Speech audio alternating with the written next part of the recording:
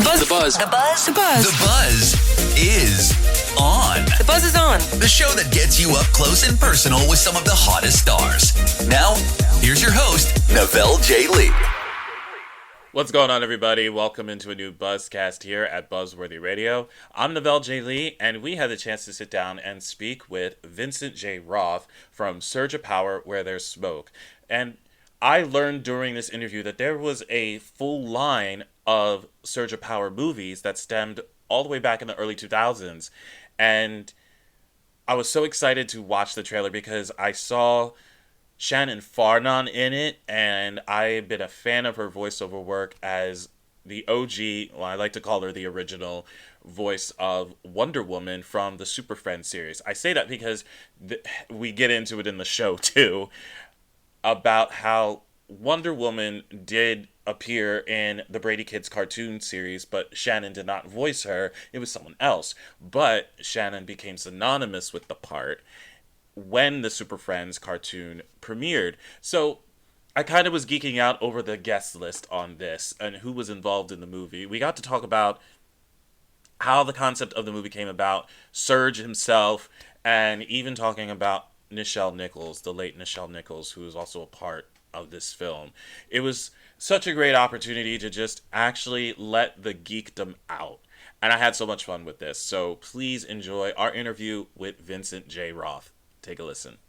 Well, first we gotta exchange pleasantries, everybody. I am talking with Vincent J. Roth right now, and you know, as someone who is known to be late to a lot of things, I was not late here this time, guys.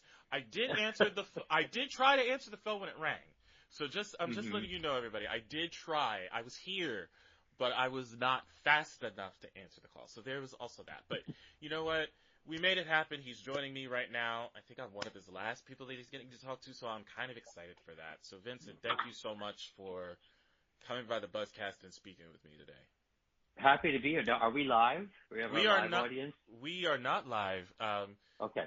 We are not live. We are one of those that pre-records and then uploads. I did do it live, and then it just worked out that pre-recording was better. But got it. Yeah. I'll be careful with expletives anyway, just to be on the safe side. I'm not sorry, but it tends to be used here. It may not be as much, but sometimes when you have to drop an F-bomb, it's to the point of the story. Yeah.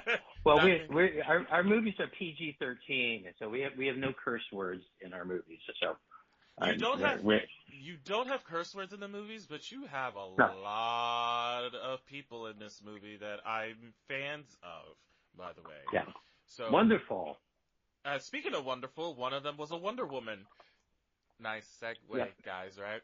So, yes, before we even get into the description of Surge of Power, Where There's Smoke, I just have to say that just seeing the OG Wonder Woman voice in the trailer of this film was the highlight of my day. Not gonna lie. Not wonderful. Gonna lie. So well, it was. He's been with us for a while now, in the Surge of Power movies.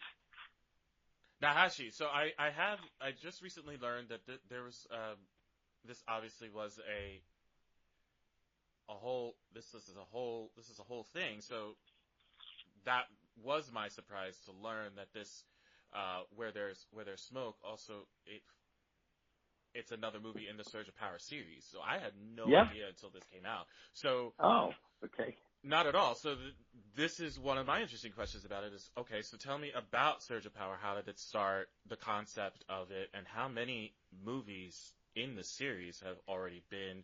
Because we have The Stuff of Heroes, Revenge of the Sequel. So is this the third one? Is there more? Yep. This is the fifth installment. So the first was, as you mentioned, Surge of Power, The Stuff of Heroes. And then, many years later, we did a sequel, Surge of Power, Revenge of the Sequel.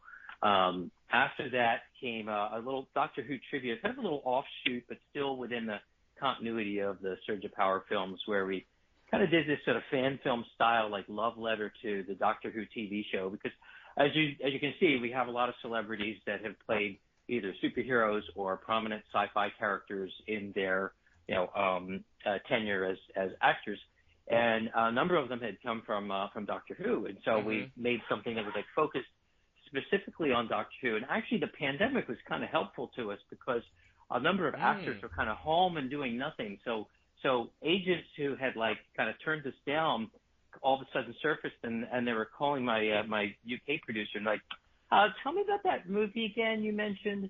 Yeah.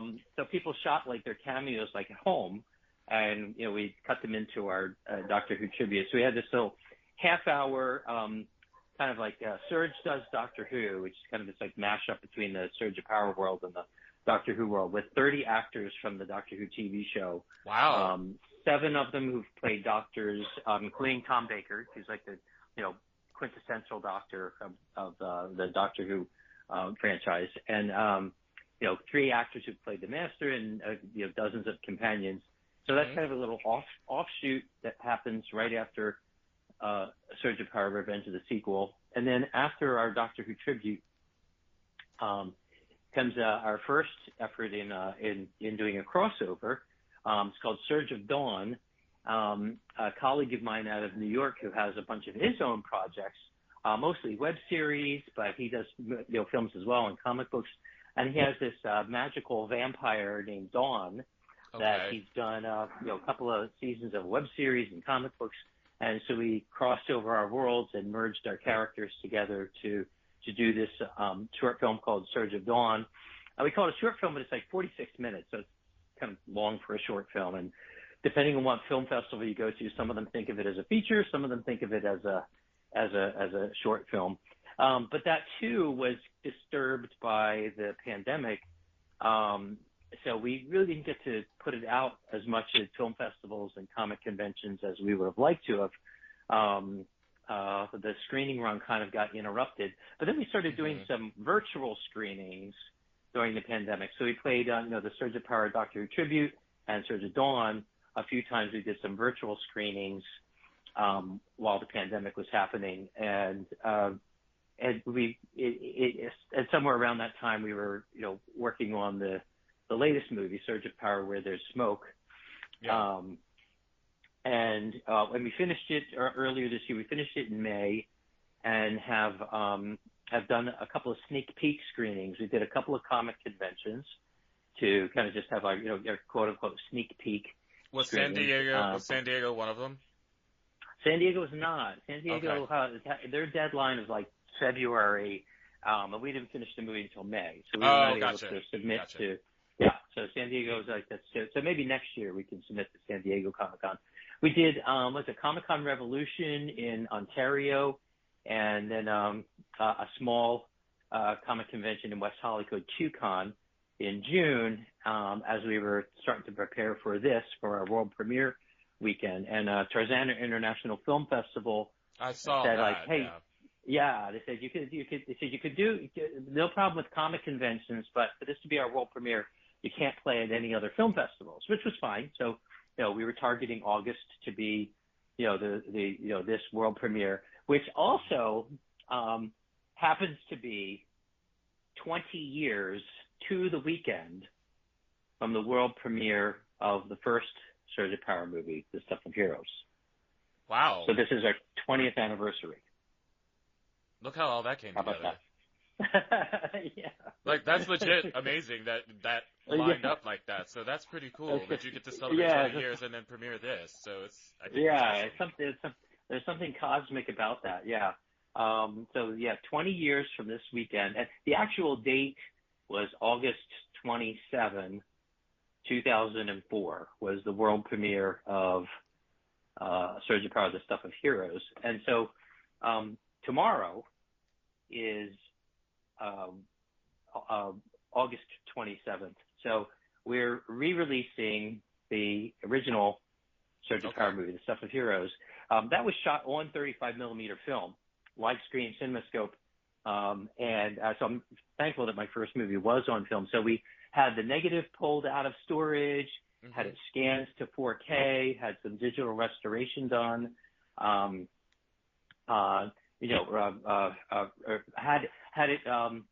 had it rated. I hadn't had the first movie rated, but we had it rated by the Motion Picture Association, and that turned out as PG-13, just as well as our sequel.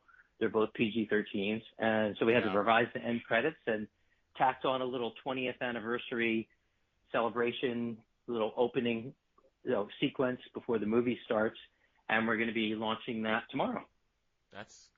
I can't believe that. That's awesome. Good for you. Good for you. And I got to check this out because, as I said, I didn't realize this was a universe. This was a whole thing. So now, especially see who's involved in the latest feature.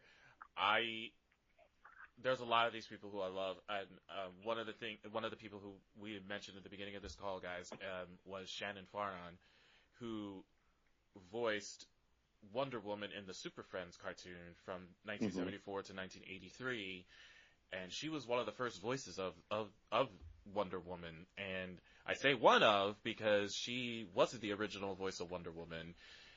There was an episode of The Brady Kids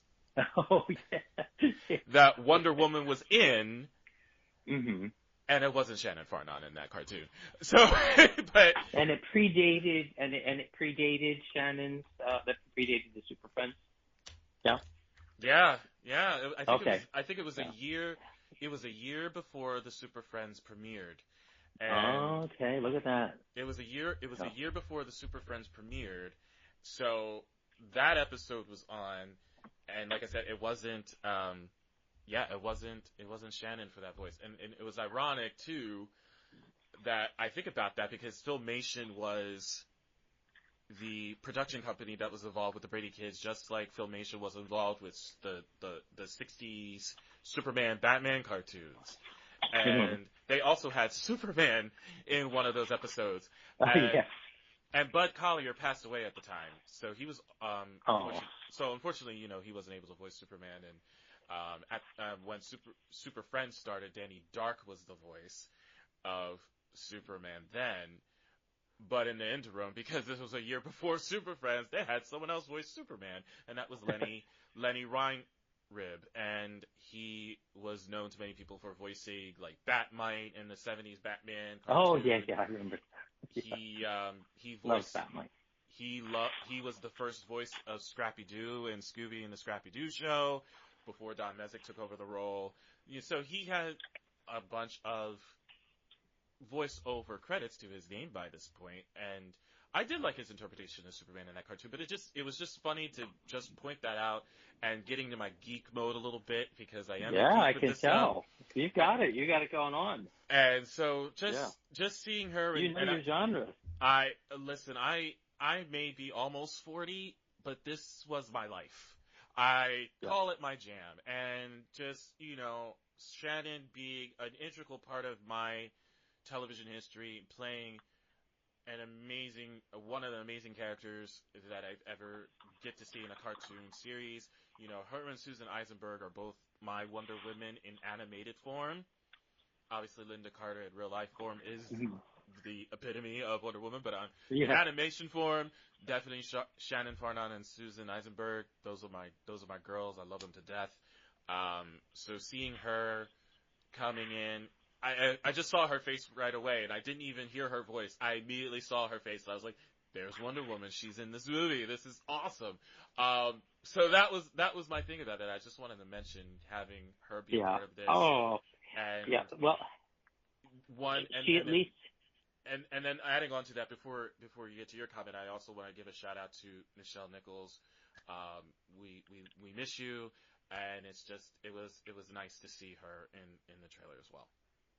Yeah, wonderful. Well, so Shannon at least I think she still holds the place as the longest running Wonder Woman because, as you mentioned, she voiced Wonder Woman for 10 years in the Super Friends. So she's, I think, still the reigning longest running Wonder Woman persona to portray the character. Yep, she has. So I think she's got that. Yeah, for 10 years, almost 10 years. And it was, as a side note, guys, a devastating blow when she was no longer the voice of Wonder Woman for the last 2 years of the show. And we don't need to get into the semantics of why she was replaced. If you want to know why, go on Google and find it, because believe me, when you find out the reason why she wasn't Wonder Woman after 1983, you probably might be pissed about it as I was. So I'll just give you that. But I was disappointed as well. I did not feel that the actress who picked up on the role for the remainder of the SuperFriends run was an improvement. Not at all. So I'll tell you this: It was two different actresses who took on Wonder Woman for the remainder. One for the season after that, and then for the final season of it in '85, it was another actress. It was B.J. Ward in the last year. Oh, okay. So I know B.J. She also picked up on Jaina later as well. She was like the second Jaina from the Wonder Twins. Yeah, I do like B.J. Ward. I didn't really have an issue with her because I've known her work. It was just the reason why Shannon was dismissed, and I can say this too, but again, Google is your friend, guys. But I'll say this, that when she was dismissed because they wanted someone younger for the role, yeah. Yep.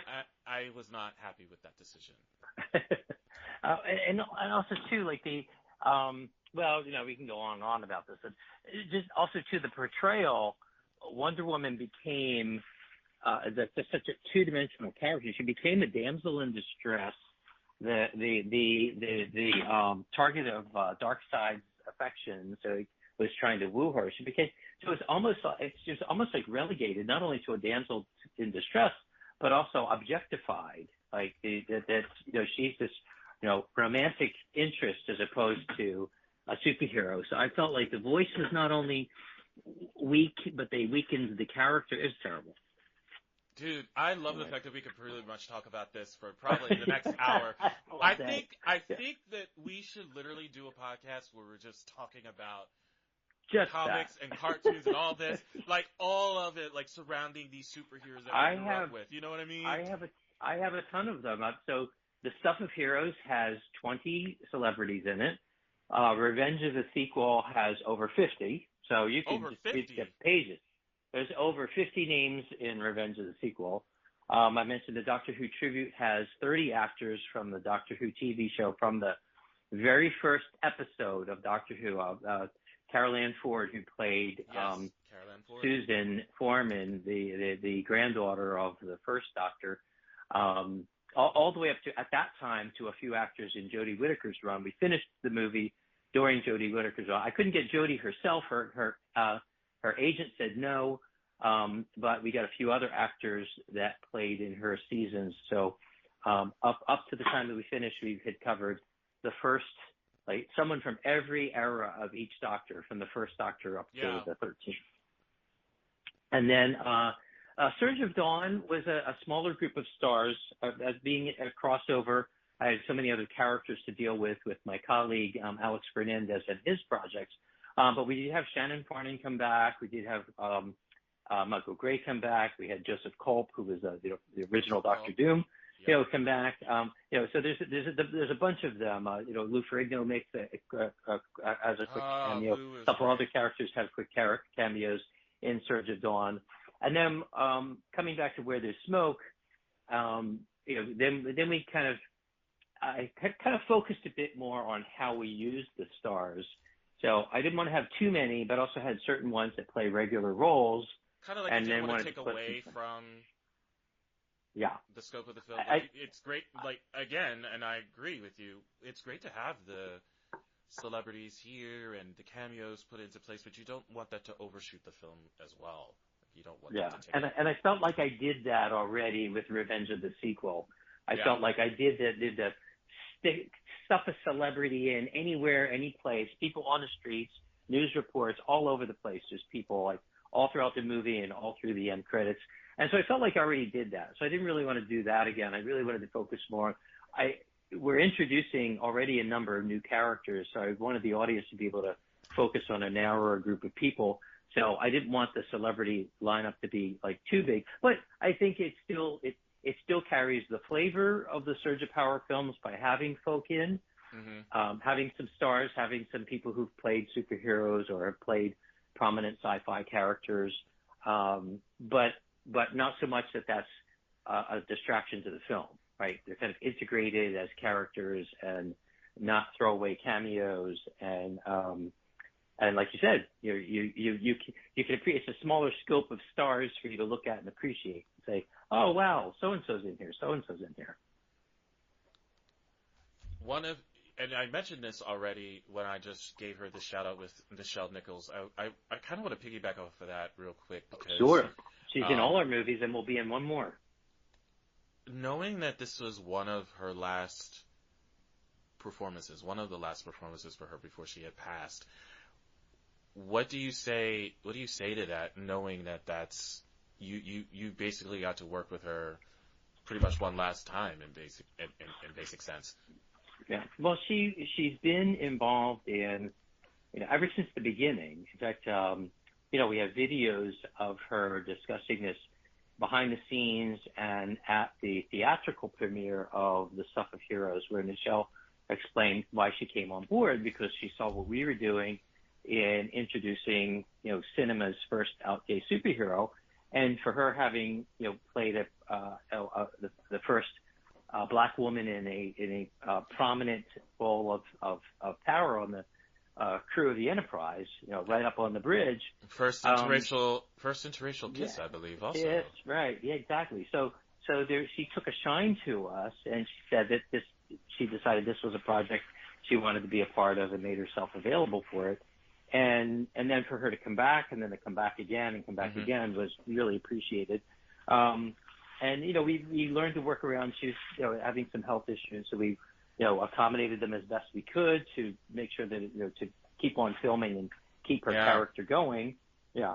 And I was thinking ahead, just knowing that she was having health issues, to, do some dialogue that was a little bit more general, because I kind of knew where her story was going. So I still have some footage that we plan on using in our next adventure.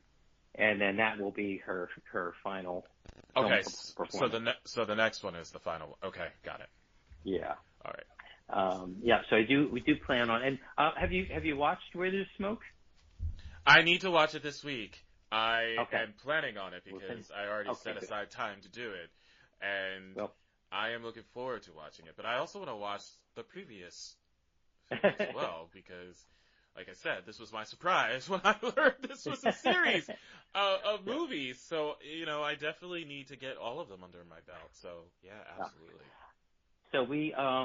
So we have a very nice, the way we wrote her role in this movie, and there's a really nice send off for her.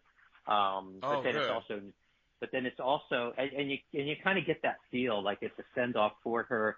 But it does note at the end, we have a little, in memoriam for her at the end credits. But it does note that she will be back for another adventure. Okay. And so I want people to kind of wonder about that too. Is like, oh, wait a minute, if she died, how is she coming back? How is she coming back? Yeah. It's very Carrie Fisher, like with Star Wars. Remember, she had passed. I did. During filming. I do remember that. Yeah. And they wanted to still keep her in the movie, so they kind of worked around that.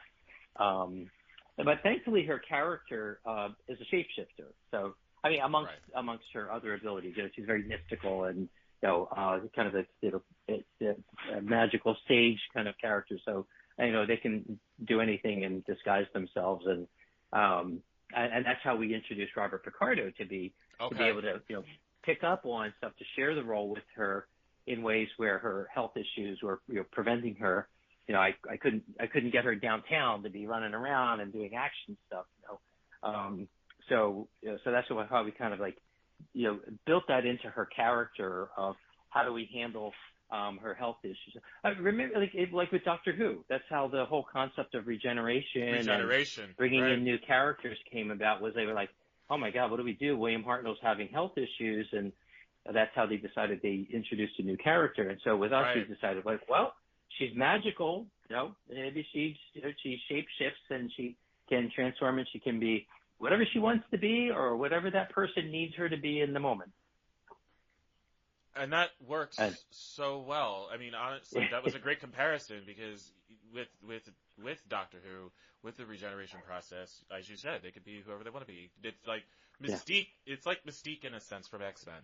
She's a shapeshifter too, so she, easily could be whomever she wants to be. And I keep thinking about that storyline where Mystique is Nightcrawler's father. Because because she was in a male form at the time. I thought she was his mother, but she's actually his father. I have to read my X-Men history, but if I'm not mistaken, yes, she is Nightcrawler's dad because she was in the male form at the time. So I'm like, ooh, I think that's right, but let me correct myself. I think you're right too, and. Yeah, that reminds me of an old South Park episode where Eric Cartman's mother is actually his father, and I hadn't thought about this, but I hadn't really thought of it in this way, but it was actually Robert Picardo who just he added this line. He showed up for the first time sharing the Omen role with Nichelle in Revenge of the Sequel. And so we brought him back for this, and he put in a line where, Serge remarks on that. It's not like, we're not playing the audience for ignorance, like they know, and Serge within the context knows she takes on different forms, and that's referred to in the sequel. And he always refers to her as she, even though, she may take on different forms. And when he's talking with the Robert Picardo form of Omen, he makes a comment about her, about his appearance, and I didn't do this. As Robert Picardo on his own, he came up with this line. He said, "I was gender fluid before it was a thing." And so there you go. That's actually good. He turned my Omen character into a trans character on his own, which I think is remarkable. And I kind of thought of it, quasi, a quasi trans allegory, sort of like the Mystique thing, right? Too. Yeah. But then there is something kind of, more, biologically trans going on there, right? The Mystique is, when she's in male form, is obviously genetically male enough to get somebody pregnant and be Nightcrawler's dad, right? Right. Yeah, and so just that one line that Robert Picardo threw in there, I was gender fluid before it was a thing, was kind of cute, and I think that adds a nice dimension to the character on top of the many dimensions that the character already has. Like zing, there it is. I love it. Now, I wanted to ask this earlier, but we got so into the Wonder Woman conversation, I was like, let's go with Wonder Woman right now. Let's push this back into the middle of the conversation. So I do want to know how, because we didn't get to touch on it, how did the whole series come into play? What was it that made you want to decide to create this 20 years ago and still keep it going?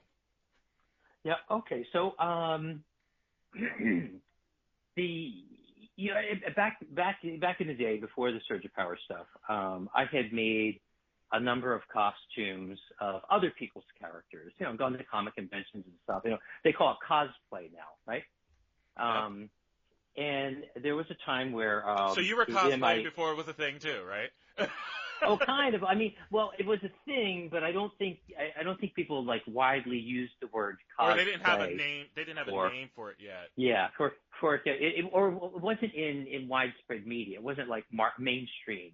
The concept or to understand that cosplay is adult costuming, is a thing. Right. Yeah. And I mean, I think people knew generally that, people go to comic conventions that are geeks and nerds, they'll dress up in costume, but not everybody who goes to a convention dresses up in costume, right? And it depends on the convention you go to. Some conventions, maybe 1 out of 10 people are dressed up in costume. Some might be more intense. Some one out of five people might be dressed up in some way. But the concept of cosplay, wasn't really like as formalized as it is now, where some people like just have fan followings of being cosplayers. They make costumes and they put out pictures and little videos and stuff, and they show up. They have their cosplay tables, like autograph tables at comic conventions and stuff. So, it's become like such a thing. But it wasn't such a thing back then. But a company that I worked for at the time, in my non-filmmaker life, in my business life, I'm a corporate attorney. I work as a general counsel for healthcare tech companies. And a company I was working for at the time had developed this superhero character, a cartoon looking that looked like a superhero, to sell a new product line. So the company's name was Lantronix, and this device was called an Export. And so they had this character, and he was a dark-haired, muscular kind of looking character, almost looking like Dick Grayson, they plays like Robin and Nightwing. But it was a gray, like two-toned gray with the X on his costume and on his mask was orange, because those were the company's colors. Gray and orange were the company's colors. So Lantronix came up with this character. Commander X was the name of the character. And one of the marketing people had me make a costume. She didn't have, I kind of thought of it myself. I said, hey, maybe I'll make a costume of that for Halloween. And she said, well, can you do that now? This was like February. I'm like, why would I make a Halloween costume now? She goes, well, we have a trade show coming up, and it would be great to have Commander X there. So I'd better come up with something good here. So I got a tailor involved with me, and I made some of the harder or non-clothing kind of parts of the outfit, and had the tailor do more like the jacket and pants part of it. And I made at that time what I thought was my pièce de résistance of costumes. And we displayed it for her boss, who was the VP of marketing, and she was helping me get into the outfit in my office at work. And here I just thought was going to show it to the marketing guy. I step out of my office, and like 30 people of like the executive office are all standing outside my office waiting to see Commander X. And I come out in the office, I come out in the costume, and they loved it. They applauded. And then the VP of marketing went over to my boss and said, hey, we got to take him with us. So they would transfer me out of the legal department into the marketing department for trade shows and take me with them. And I would go and portray Commander X. That was kind of like my first foray of being like a company mascot almost. And that's where the idea started of wow, if I could do this with other people's costumes, why don't I do something with a character of my own? And I had a friend, a colleague in LA who had a short film of his own that he was putting out in film festivals, kind of a send up on B horror movies. And and I have another a filmmaker friend who was kind of toying around with little short films himself. And although was doing a couple very little short films, like 6-minute and 12-minute things. So I thought to myself, well, maybe I'd do something with a character of my own, and maybe I just start with a short film instead of just dress up in my costume that nobody's ever seen. Well, who is this character? And walk around a comic convention. Well, maybe I make a movie. So I started talking with some folk and said, hey, I think I'd like to do this. And at first I thought it was going to be a short film. Never thought it would be, grow into a feature. And it ended up being this 85-minute long, like I said, shot on 35 millimeter film, widescreen CinemaScope, and hadn't even thought about, celebrities until we started doing it along the way. And then got folk like Lou Ferrigno. At that time, Noelle Neal came on board, who was the original Lois Lane from The Adventures of Superman. Yeah. She came back for the sequel. She brought her friend Jack Larson, who was Jimmy Olsen. And of course, and then of course the biggest was Nichelle. So I think we had 20 celebrity cameos in the Stuff of Heroes, but Nichelle being the biggest of them. And then I thought this is kind of, maybe this could be something. So if I'm going to do this, I want to try and make my mark on the world. So I wanted to bring comedy back to the superhero genre, a little bit in the flavor of the Batman Adam West but not as Oh, campy, okay. not But as not like as goofy. I mean, I was gonna say, not as a bit more outlandish. serious. Yeah, not Yeah, outlandish. yeah. We're in a serious world, but like there's comedy going on there. And then also, just for my own personal reasons, like if I'm going to do this, I want my character to be gay because I want to contribute this to the entertainment zeitgeist. Is I'm putting out a gay superhero on the big screen for the first time since no one else has done it, and so these are characteristics that have kept with the franchise as a franchise has grown. As you see, like some of our stars have come back. We've invited new stars on. So having celebrity presence is, part of our shtick. And Serge, obviously, that's kind of one of our taglines is, cinema's first out gay superhero. And then the comedy aspect too. Now, comedy all of a sudden then started to return to the genre with Deadpool and then Guardians of the Galaxy and the Shazam movies, right? So when Deadpool was kind of coming in and kind of overtaking the comedy angle, at least we've got cinema's first gay superhero. That's the thing. Plus, we were breaking the fourth wall long before Ryan Reynolds was as Deadpool. You were So you were the multiverse before the multiverse was a thing. Is how Oh. I'm gonna define that on the Deadpool aspect of it. Well, and it's kind of funny. Like years later, when it would come to explaining the movies, you'd be like, "Hey, you're familiar with Deadpool?" And people would be like, "Yeah." How about the Shazam movies? Yeah. I said, "Okay." Well, we're like the independent version of a fun comedy superhero.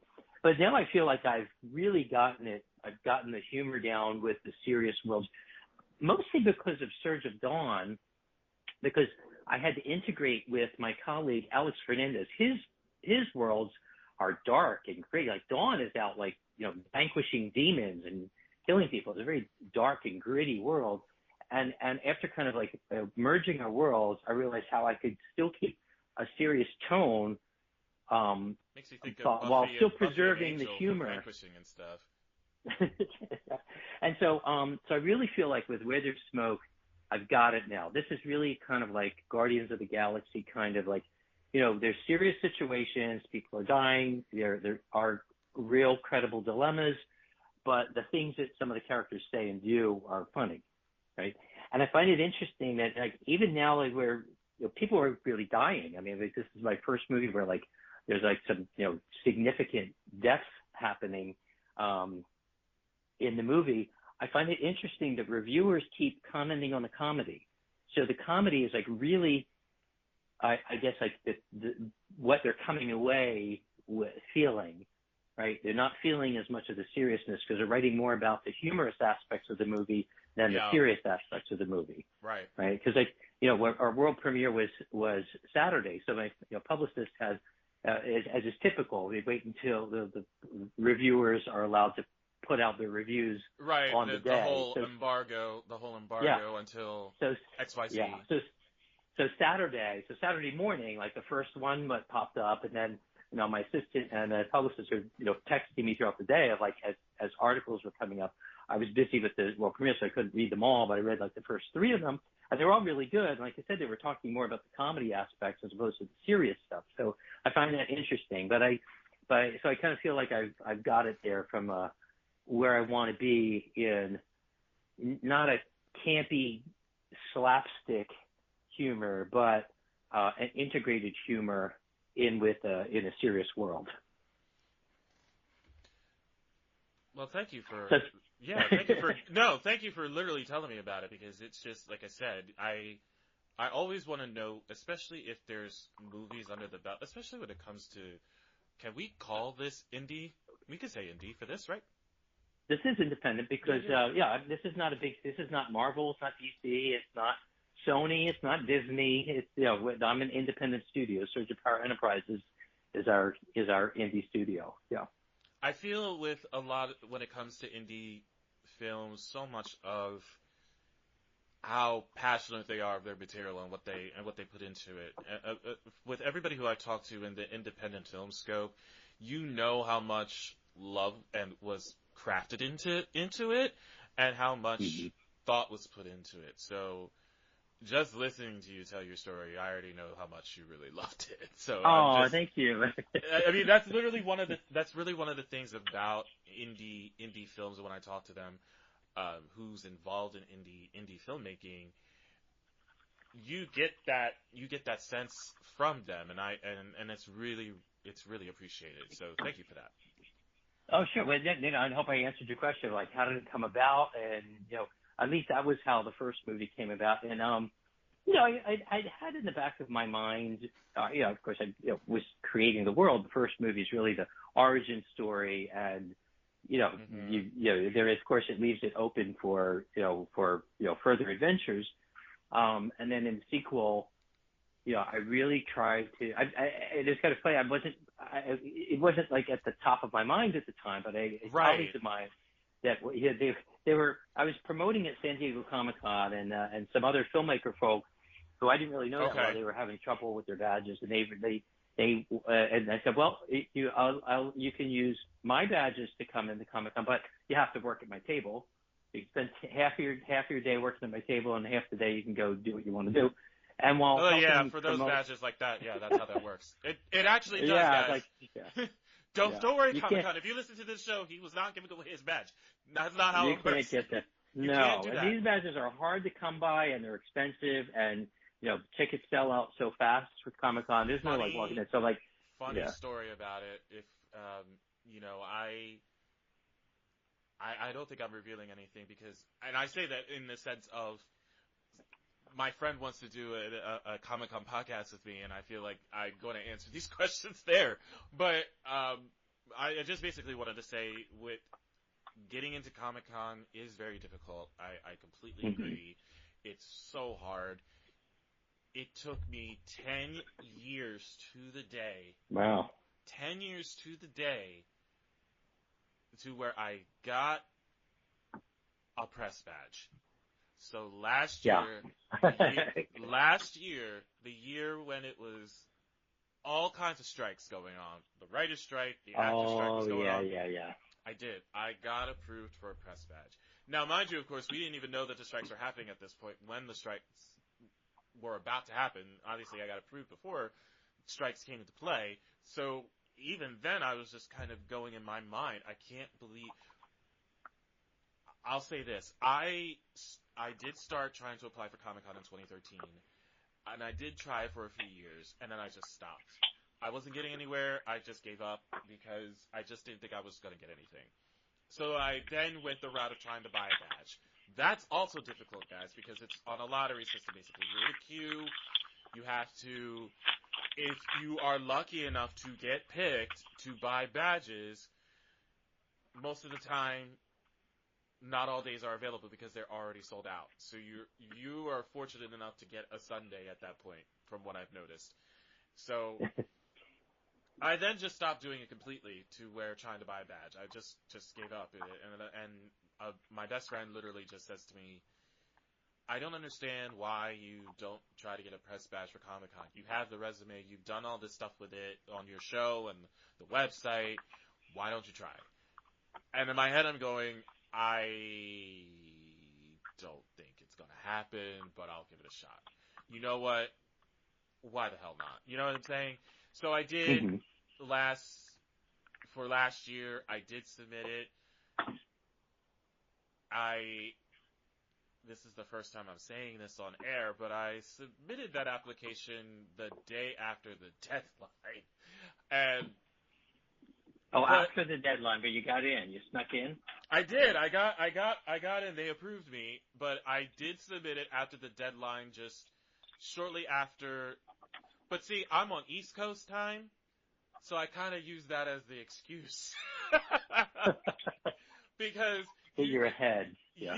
You definitely can submit it on the deadline, but West Coast time at midnight. Yeah. So, Gotcha. Okay, so you still made it. So I still got in it because of that reason. So that's why I was like, ooh, okay, let's make this work. So that's how I was able to still get in. So, but again, I didn't think I was going to. It wasn't just because of the fact of the lateness. I just didn't think I would even even if you were late, you still would have had the opportunity to be approved for WonderCon. Mm-hmm. So even then, I kind of was sitting there going, I doubt they're going to even attempt to look at me for this. So then when I got approved for WonderCon, I couldn't go because I had a conflict. But then I found out before they sent me the email that I was approved for Comic-Con. I got an email basically saying all badge holders can book their hotels now. But I was like, I don't have and then I just literally just gasped like a humongous girl.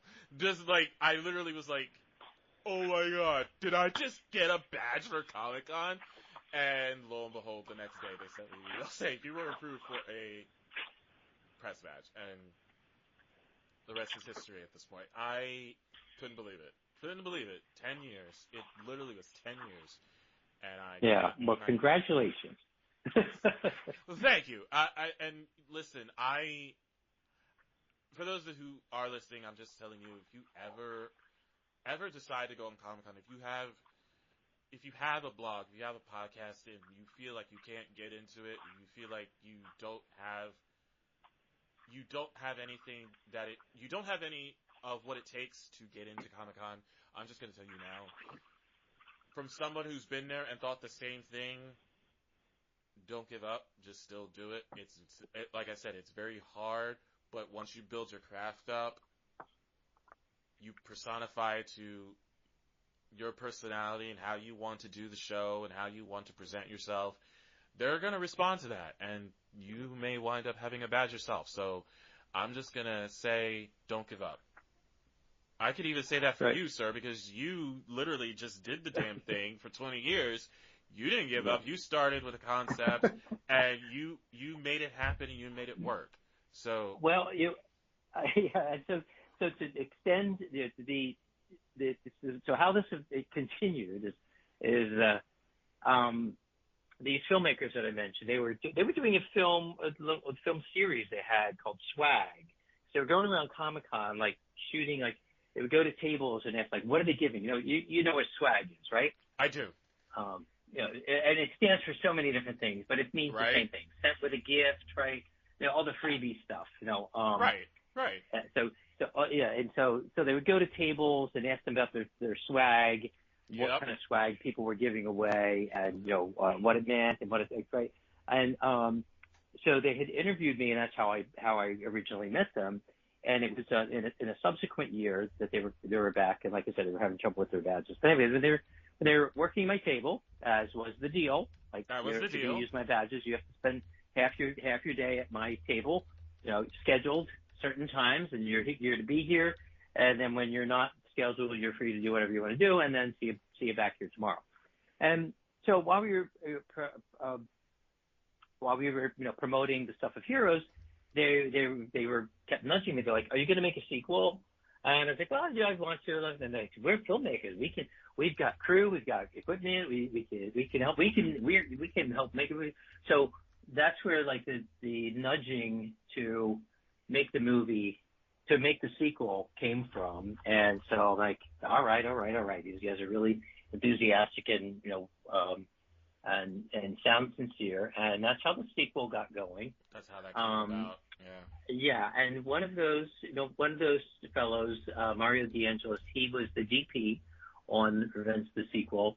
But then also Mario had done, there was another film project, kind of a documentary, I think it was, that he did called Whatever It Takes.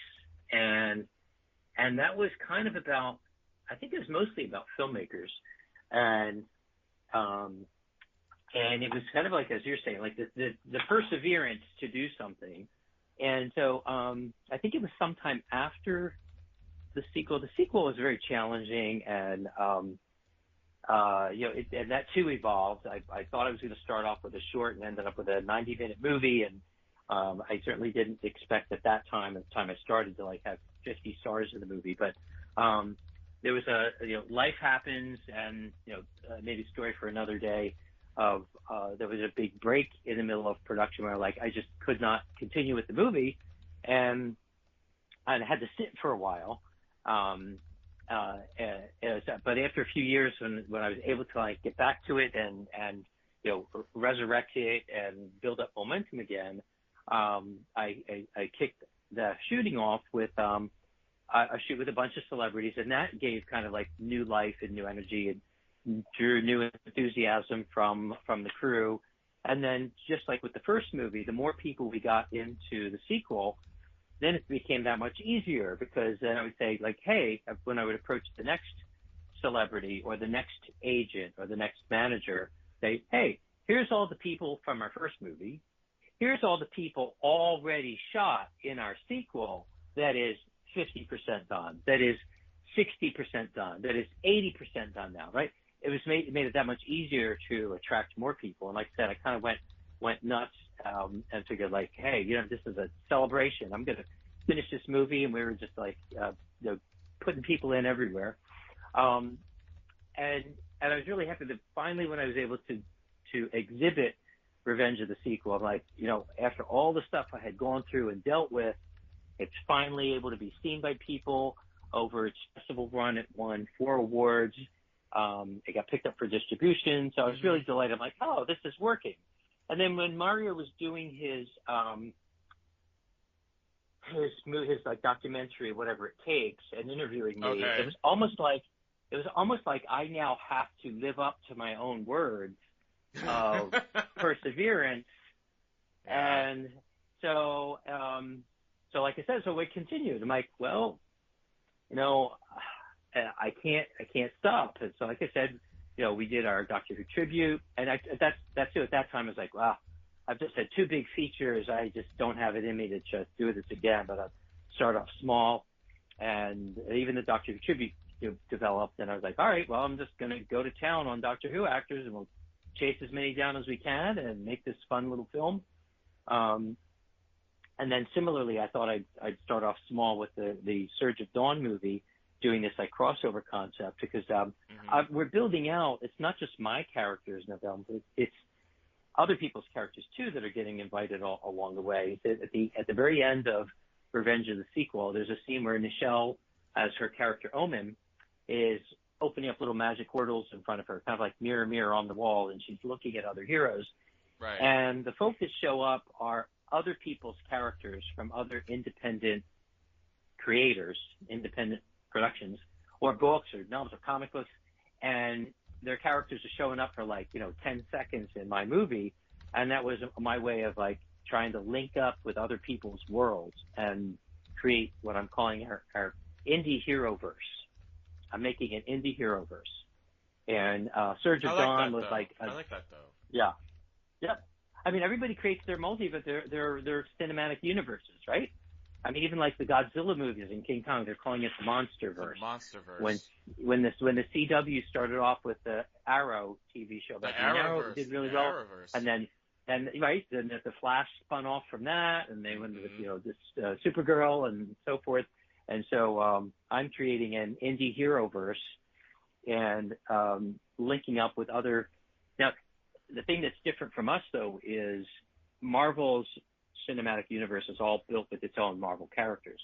DC's cinematic universe is built with all its DC properties. But, my universe is mostly mine, but I'm linking up with other independent creators.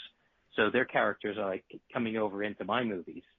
So at the end of the Revenge of the Sequel is my starting point of that. And like I said, Surge of Dawn was like a full-on foray into merging 2 worlds and having 2 characters run around together and fight a common foe, and it worked. Like I said, I was taking my fun, campy world and somehow merging it with a very dark and gritty world, and that turned out pretty successful.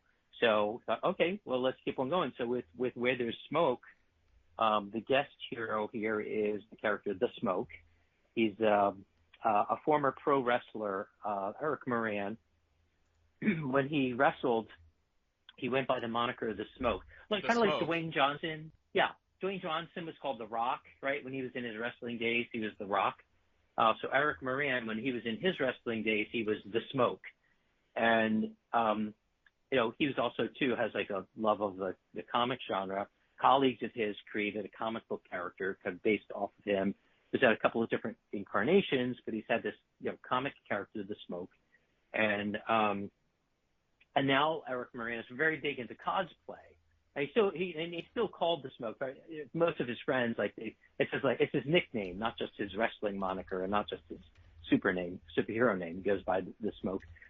So we talked about him coming into the Surge of Power world. And now while his character kind of had different incarnations, he kind of settled in on this kind of gun-toting vigilante, kind of like the Punisher kind of a character. But he also has a superpower. He turns into smoke, turns to gas. So it's kind of like the Punisher, but with a superpower. And so that's where there's smoke is our characters meeting and him being the guest hero, in this world.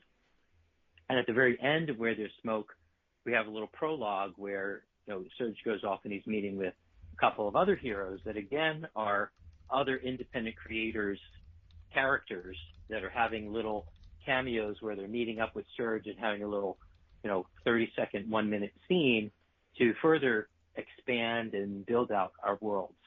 So this my indie hero verse that I'm creating.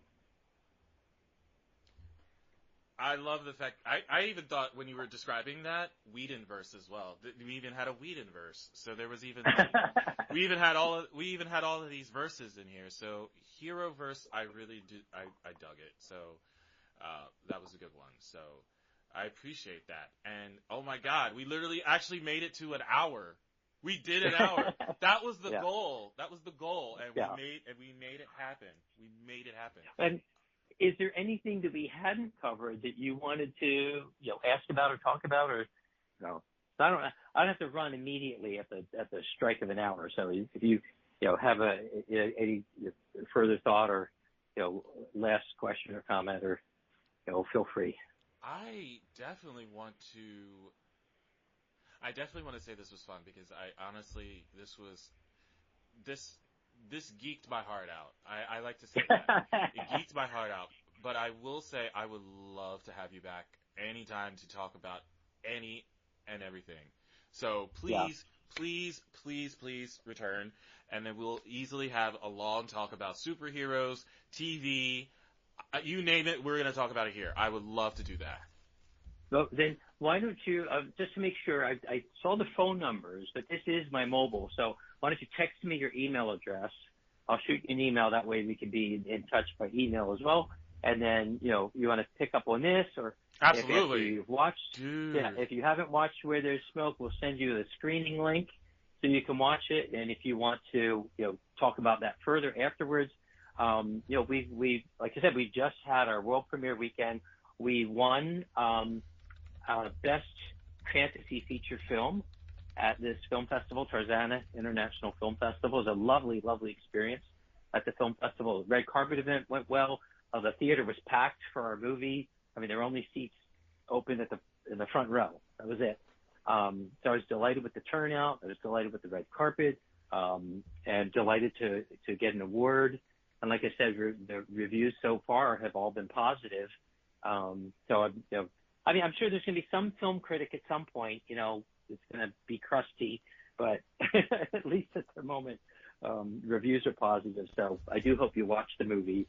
How about this? And then we do a follow-up one where after you've watched it. Yes.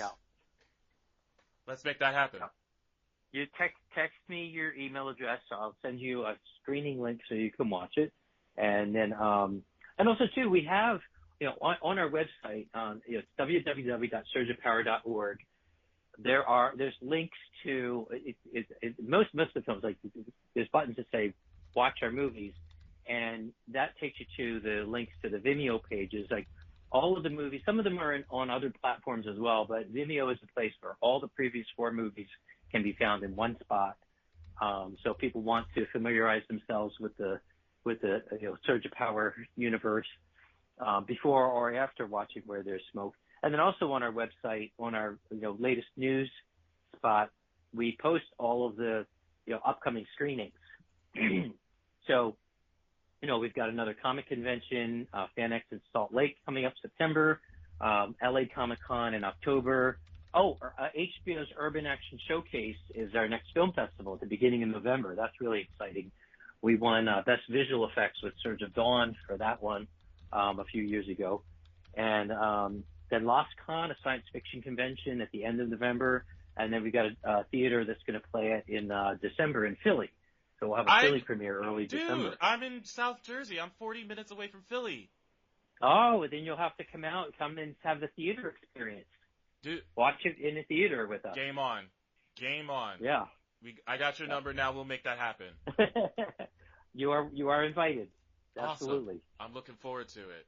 Man, thank you so much. And thank you for telling me that, because now I'm definitely going to go. Good. Yeah, I'll give you the info. Like I said, you make sure I get your email address, and we'll get you connected, and then you can decide whether you want to watch Where the Smoke through a screening version, or you want to wait and sit and watch it have a theater experience with an audience. I could do both. Yeah. You could do both. Yeah. Could do both.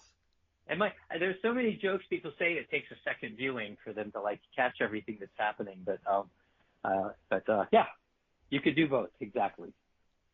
This is great. Vince, thank you so much. I really appreciate it. This was fun. Yeah, thanks for having me on. Let me know when this is out too, and we can help cross promote. We're very active on Facebook, Instagram, TikTok, YouTube, and Twitter. I just can't come to bring myself to say X. So I know what was formerly called I Twitter. have to do it, but then I kind of correct myself later. Don't and go, do it. Yeah, it's Twitter. I can't. It just can't. I can't say X. But we're very active on those platforms. So certainly too, we can promote your show, and you send me a link to this and such. So we're happy to help out as well.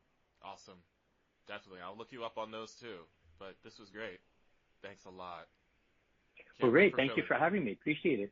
Exactly. I look forward to seeing you there, meeting you in person. Absolutely.